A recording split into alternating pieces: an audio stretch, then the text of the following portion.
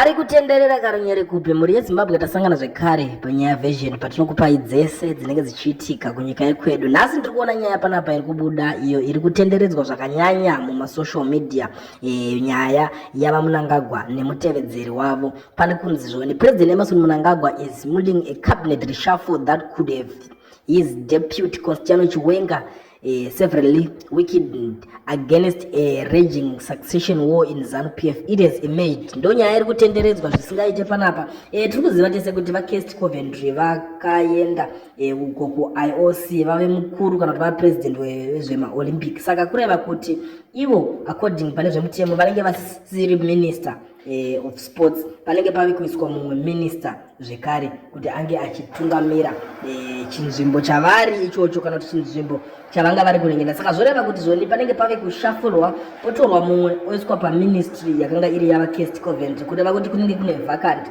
kune vachabviswa pamapositions. Nekuti nyaya iya yesuccession iri kunetsa ndeyekuti vamwe vari kuti isusu tiri kuda VP Chiwenga kuti vaite ivo mutungamiriri, asi vamwe vari kuti aiwa kana zvakadaro vaMnangagwa vacho ngavatonge kusvika 2030. Endewo takaonawo vamwewo vachimupuka kuita dzungu vanhu vemuZANU-PF vachitaura kuti zvoni kana imimi maida kuti muise wenyu ingawani pakabva vaMugabe pakatombotora zvimazuva nyika isina mutungamiriri, makadii kugara maisa wenyu wamaida pamazuva acho iwayo. Zvizhinji zvave kungotaurika panguva iyo inei yatiri. Saka patiri kunzwa nyaya idzodzo tiri kubva tatanga kuona kuti zvinhu izvi kwazvakuenda kwave kwamvura yacheka makumbo. Ndosaka pazobuda nyaya idzi dzese idzi dzave kutaurika dzekuti zvoni vave kuda kuisa kana kuti kubvisa vamwe vanhu mumapositions avo vanhu vari kutarisirwa kuti ndo vari kubheka VP Chiwenga zvakanyanya. Ende matarisirwo ari kuitwa vanhu ivavo ndevekuti kana usiri kubuda pajekerere uchideedzera kuti 2030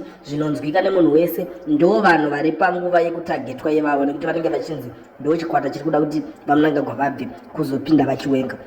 Ndo nyaya dziri panapa dzekutenderera. Handizive kuti munodzionawo sei, ndangondipfuro nepo ndichitongokuzivisai semunhu asina secret. Modedzana hama neshamwari monzwa nyaya iri panapa. Unyika kuda munhu ane moyo wokusheya madeals kana maidea nemafamily mama kana kuti navamwe vanhu, kwete kuti tinoita zvedu. Leadership yeZimbabwe yeZANU-PF haina zvayo zvainogona kuti ingakuisirai patebho.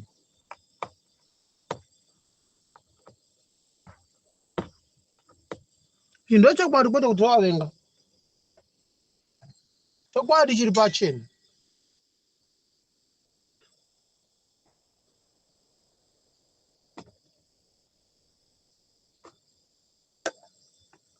Kutonzwa zvedu mamwe mafana vechimasiya iwo vari kutoblema Chamisa.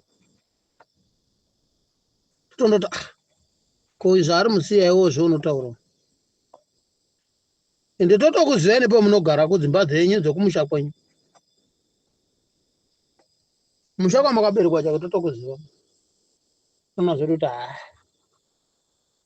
chichireshe chichirege chakadai. Burwa iri rirege rakadai.